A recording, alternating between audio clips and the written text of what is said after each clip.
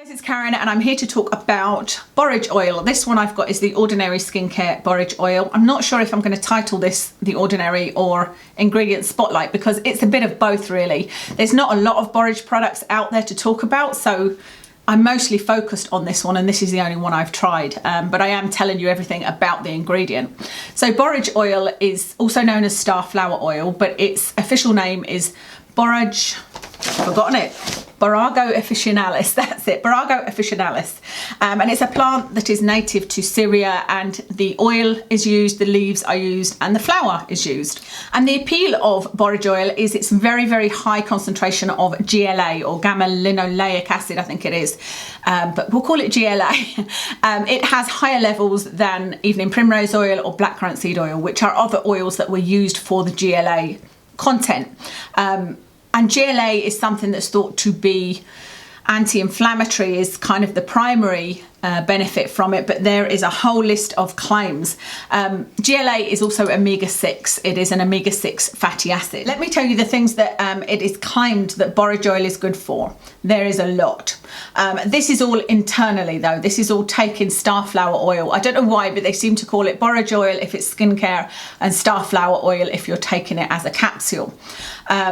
So the claims are that it's good for alcoholism, diabetes, eczema, dermatitis, cancer, arthritis, aging, respiratory health, lower fat accumulation. So it's supposed to help you if you are on a diet that you will retain less fat, or that I think it's that you will have more brown fat, which is the better type of fat. And it's thought to aid development in babies. So there's a huge amount of claims there. But as always, I would ask, well, what is the research behind this? So firstly, looking at the research for borage oil topically, there is none. There is none that I can find. But I thought, well, let me have a look at the research into GLA, because that seems to be the product of interest in borage oil. So for GLA, again, there were almost no studies, but I did find two that were of particular interest. The first one was using it in a cream in patients that were on dialysis and were known to have itchy skin.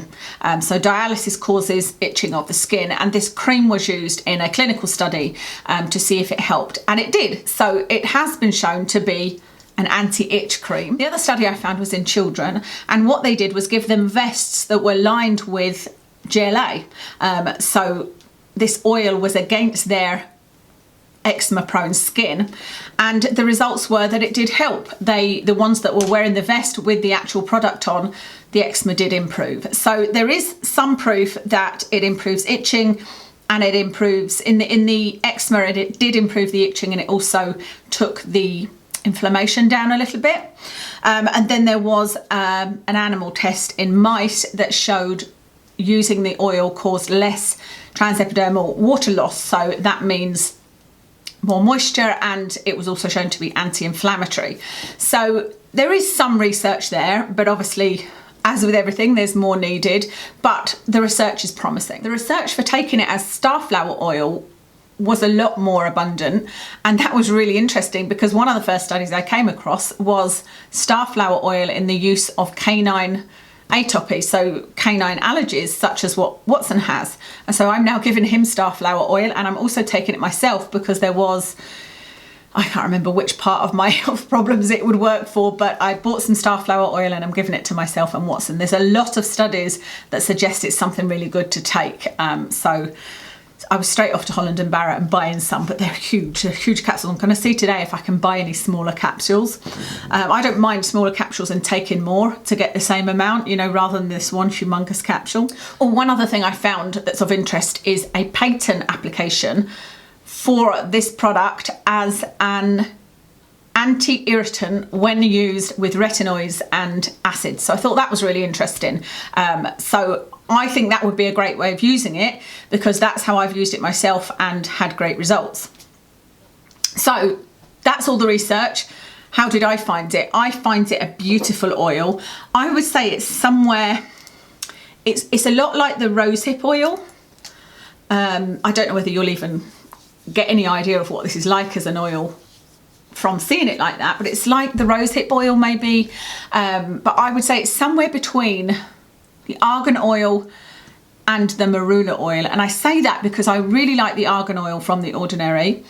I didn't at all like the marula oil, but this is like the argan oil, but a little bit richer and a little bit more oily feeling, if that makes sense. And the marula oil was just too thick, and it felt like it was clogging up my skin, whereas this just feels like it's a little bit richer than the argan oil, but not too rich, doesn't feel like it's clogging up my skin at all. Now, you know I said I love the sea buckthorn oil, and I still do, and to compare them, when I used the sea buckthorn oil, I woke up in the morning with beautifully soft skin. That's what I noticed from the sea buckthorn oil. It felt lovely. I didn't love the orange stain, but my skin felt lovely in the morning. However, it didn't necessarily work great when my skin was extremely dry and when it was dry and flaking, you know, getting to that very, very dry stage. Whereas this, I didn't notice that I woke up with beautifully soft skin necessarily, but it did work on the dryness. Using this, because I've been using my tretinoin and I've gone up to the 0.05%, I've gone up anyway, and I'm also using some other retinols. I use a little bit of alpha lipoic acid as well, which is something else that kind of can make your skin dry.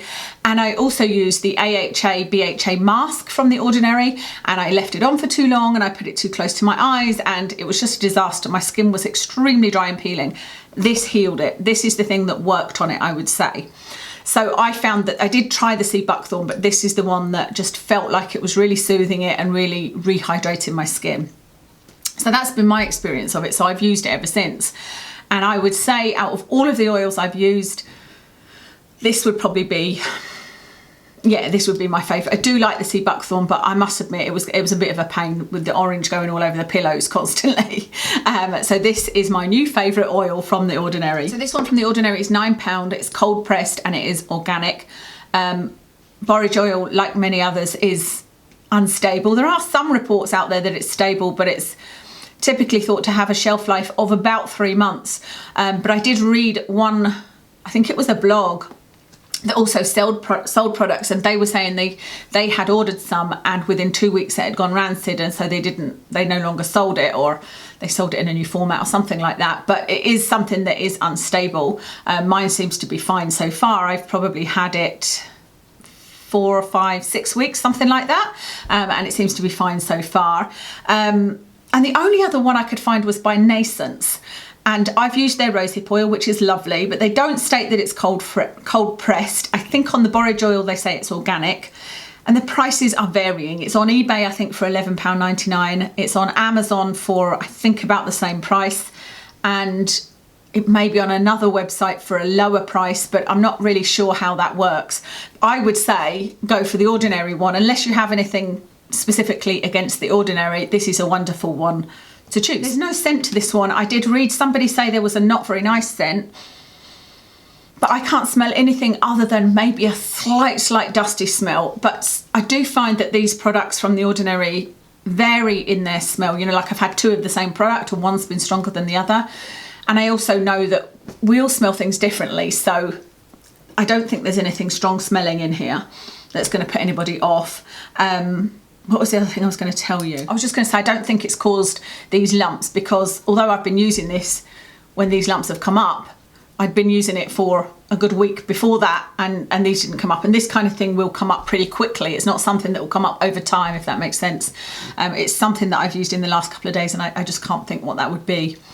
I think pretty much every skin type will be okay with this. This hasn't broken me out, hasn't clogged pores or anything like that. No extra little zits popping up. I think it would be great for dry skin, good for normal skin, good for oily skin.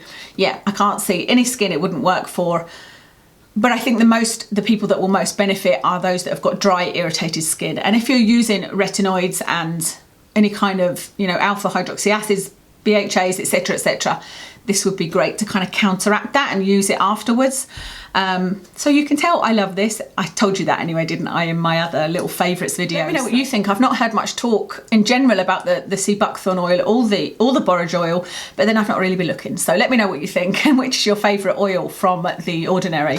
That's everything. I'll give you a rundown of my makeup. In fact, no, I won't, because I did in my other video. So I will list it all in the description if you're interested. Thank you very much for watching, and I'll speak to you again soon.